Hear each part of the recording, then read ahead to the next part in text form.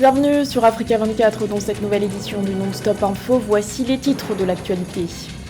Nous ne pouvons pas continuer d'accueillir des réfugiés provenant de la République démocratique du Congo. Ce sont les mots prononcés par le président rwandais Paul Kagame devant les sénateurs. Le chef de l'État a également déclaré refuser que le Rwanda supporte ce fardeau. La 6e édition du Festival international de Porto Novo au Bénin. Lors de la cérémonie d'ouverture, un spectacle inaugural était présenté avec quelques 100 comédiens sur scène. Et puis J-1 avant le coup d'envoi du championnat d'Afrique des Nations de football en Algérie. Focus donc sur la poule A dans laquelle loge notamment le pays hôte et la Libye qui s'affrontent en match d'ouverture. Les détails à suivre dans ce journal. Mais tout d'abord, l'avancée des rebelles du M23 dans l'est de la République démocratique du Congo. D'après le général Sylvain Ekenge, porte-parole du gouverneur militaire du Nord Kivu, la rébellion entend prendre le contrôle du territoire de Massissi après celui de Rutshuru. Toujours selon la même source, le mouvement du 23 mars a en ligne de mire les minerais. Le M23 qui, rappelons-le, avait annoncé en décembre dernier son retrait de Kibumba. Ils avaient en effet annoncé céder leur position de cette ville du Nord Kivu à la force militaire de la communauté d'Afrique de l'Est. Une annonce perçue comme un leurre par l'armée congolaise qui continue d'accuser le Rwanda de soutenir ces rebelles. Le Rwanda qui parallèlement n'accueillera plus de réfugiés en provenance de la République démocratique du Congo. Une déclaration effectuée par le président Paul Kagame ce 9 janvier devant les sénateurs. En novembre 2022, la crise sécuritaire dans l'Est congolais a contraint quelques 72 000 Congolais à fuir vers le Rwanda voisin, selon les chiffres du Haut Commissariat des Nations Unies pour les réfugiés. C'est Douke. Malgré des résolutions pour le retrait progressif des rebelles du M23 de certaines localités congolaises, les tensions entre la RDC et le Rwanda ne semblent pas s'apaiser. Selon une déclaration faite par le président Paul Kagame le 9 janvier 2023 dans un discours aux parlementaires, le Rwanda renonce à accueillir sur son sol les réfugiés en provenance de la République démocratique du Congo en proie aux violences de groupes armés dans l'est du pays.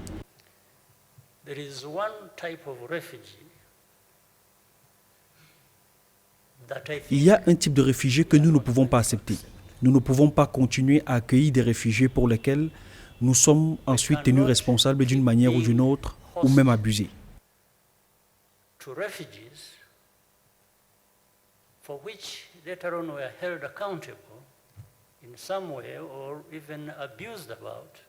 L'annonce fait suite aux accusations continuelles des Congolais souffrant d'insultes envers le Rwanda pour son présumé soutien au M23, groupe rebelle qui sème la terreur à l'est de la RDC, à l'origine de nombreux déplacements dans les pays voisins dont le Rwanda. Des accusations que Kigali a toujours rejetées, affirmant que la responsabilité revient aux autorités congolaises qui auraient instrumentalisé le conflit à des fins électorales. For over 20 years from DRC. Est-ce nous, le Rwanda, qui devons porter ce fardeau et être tenus responsables de l'agitation qui règne dans cette partie du pays? C'est la base sur laquelle je pose mon rejet absolu. Je m'oppose. This is the basis on which I absolutely reject and object. Le Rwanda est une terre d'accueil pour de nombreux réfugiés depuis le début de la crise en RDC. Le pays comptait en novembre 2022 quelques 72 000 réfugiés congolais. L'actualité, c'est aussi le renforcement de la relation bilatérale entre le Maroc et l'Espagne. Les deux pays tiendront les 1er et 2 février à Rabat la 12e réunion de haut niveau. Une information divulguée par le ministère espagnol des Affaires étrangères ce 11 janvier. Plusieurs personnalités seront présentes, dont le Premier ministre Pedro Sánchez, qui devrait être accompagné d'une douzaine de ministres. Notons que ce sommet intervient après que les deux pays aient décidé d'amorcer une nouvelle étape dans leurs relations diplomatiques en mars 2022, et ce après une brouille en raison notamment de l'épineux dossier du Sahara occidental. Quelles avancées depuis la signature de l'accord de paix entre le gouvernement éthiopien et le Front de libération du peuple du Tigré? Ce 10 janvier, un porte-parole des autorités de la région, Getachew Reda, a affirmé sur les réseaux sociaux que le Tigré, je cite, a remis ses armes lourdes dans le cadre de son engagement à mettre en œuvre l'accord de Pretoria, un accord scellé le 2 novembre dernier et ce après près de 2 années de conflit. Nathalie Mo. Le processus de désarmement et de démobilisation des forces tigriennes est lancé en Éthiopie. Le 10 janvier 2023, dans la ville d'Agoula, à 36 km de la capitale régionale Mekele, les combattants du Tigray ont rendu un important arsenal militaire composé de chars blindés, des artilleries de différentes tailles, des roquettes et des mortiers à l'armée éthiopienne sous la supervision de l'Union africaine. Un pas important dans le respect de l'accord de cessez-le-feu du 2 novembre 2022 a été franchi pour le retour à la paix dans le Tigré après 2 ans de conflit contre les forces gouvernementales. Conformément à l'accord, le désarmement est devenu effectif. Nous nous sommes retirés de nos lignes de front et les forces de défense du Tigré également. Nous l'avons fait de manière consensuelle. C'est ici, à Agoula, que les armes ont été déposées et nous avons reçu ces armes en présence des observateurs de l'Union africaine. L'Union africaine a salué un acte exemplaire qui s'aligne à sa feuille de route visant à mettre fin au conflit et faire taire les armes en Afrique à l'horizon 2030. L'organisation panafricaine espère désormais le rétablissement de l'ordre constitutionnel dans le Tigré. C'est un pas dans la bonne direction en vue d'atteindre l'objectif de l'Union africaine de faire taire les armes d'ici 2030, qui se traduit par la résolution des problèmes des Africains par les Africains. Évidemment, cette avancée va contribuer à restaurer l'ordre constitutionnel et garantir la sécurité.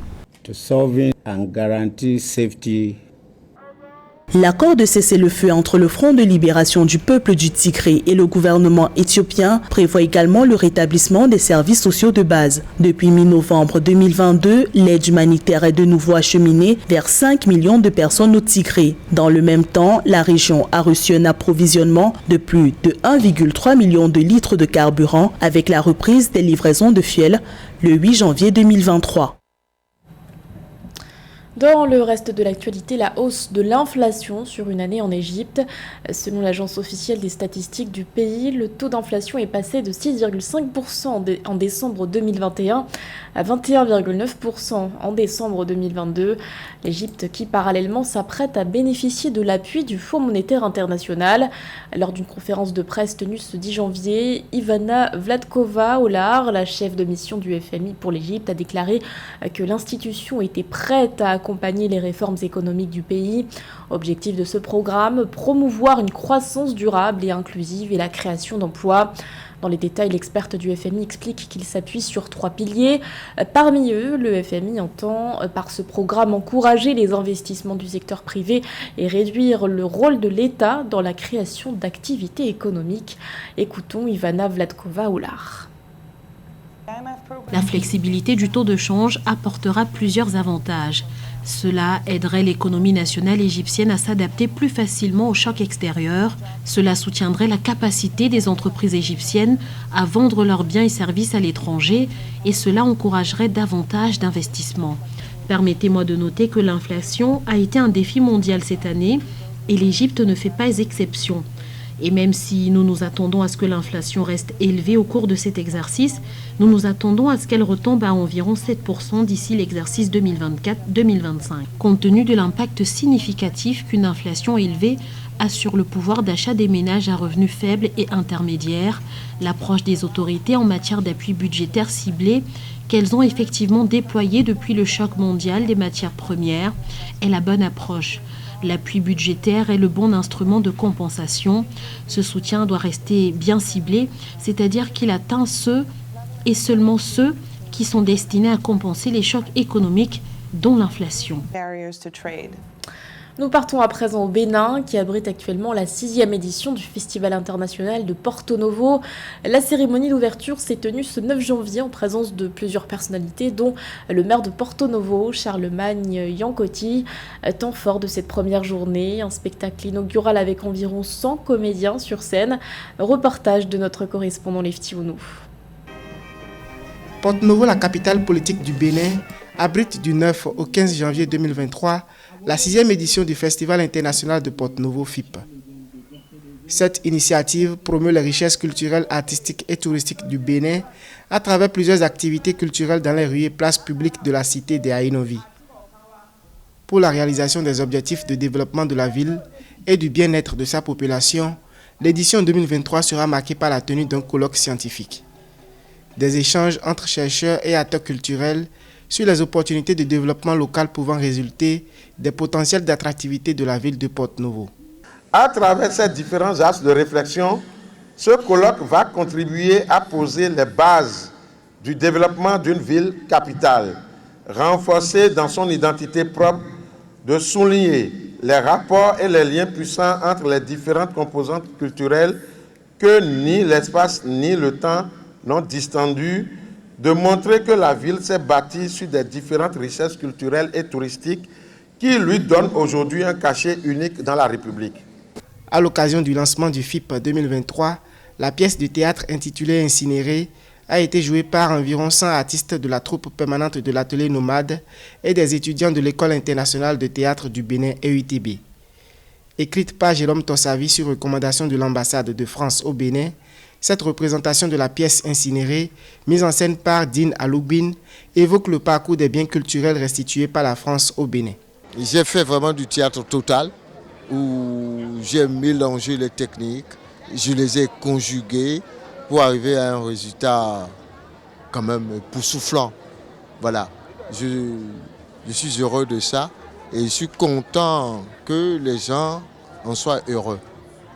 Cette représentation théâtrale allie la danse, la musique, les marionnettes, les chansons.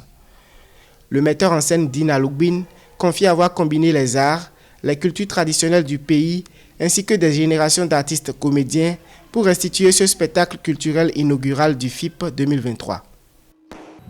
L'actualité sportive à présent avec le championnat d'Afrique des Nations de football qui s'ouvre ce 13 janvier en Algérie. Le pays hôte qui affronte en match d'ouverture la Libye. Les deux sélections logent dans la poule A aux côtés de l'Éthiopie et du Mozambique. On fait le point avec Christian Djimadeu. Au championnat d'Afrique des Nations de football qui se dispute du 13 janvier au 4 février 2023, la Libye, vainqueur de la compétition en 2014, arrive avec un léger ascendant psychologique sur ses adversaires de la poule A au palmarès moins étoffé.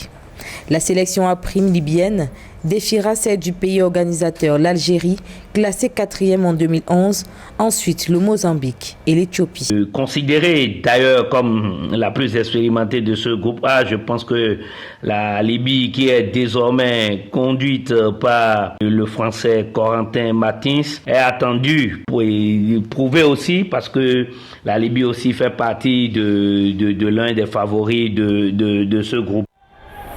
L'Éthiopie ambitionne de traverser le premier tour du CHAN, autant que les OS Mambas du Mozambique, éliminés en 2014 au terme de la phase de poule. L'Algérie, heureuse d'effectuer à domicile sa 3e participation dans le tournoi, est un sérieux prétendant au trophée. Certains de ses joueurs ont remporté la Coupe du monde arabe de la FIFA en décembre 2021. Après une première participation au Soudan en 2011, où ils ont terminé 4e, les Fennecs sont appelés désormais à un sursaut d'orgueil, vu les récents déboires de l'équipe Fanion de Djabel Ben Madi à la CAN au Cameroun. Ensuite, après l'élimination pour la Coupe du Monde au Qatar en 2022, je pense que l'équipe dirigée désormais par Majid Bouguera est très attendue afin de donner un nouveau visage. Le match d'ouverture du 7e championnat d'Afrique des Nations de football va opposer le 13 janvier 2023 l'Algérie à la Libye. Le 14 janvier, l'Éthiopie sera face au Mozambique. Seules 2 des 4 équipes passeront au second tour au terme de la phase de poule. Ce journal a été réalisé par l'ensemble de la rédaction. Merci de votre fidélité. L'actualité continue sur Africa 24.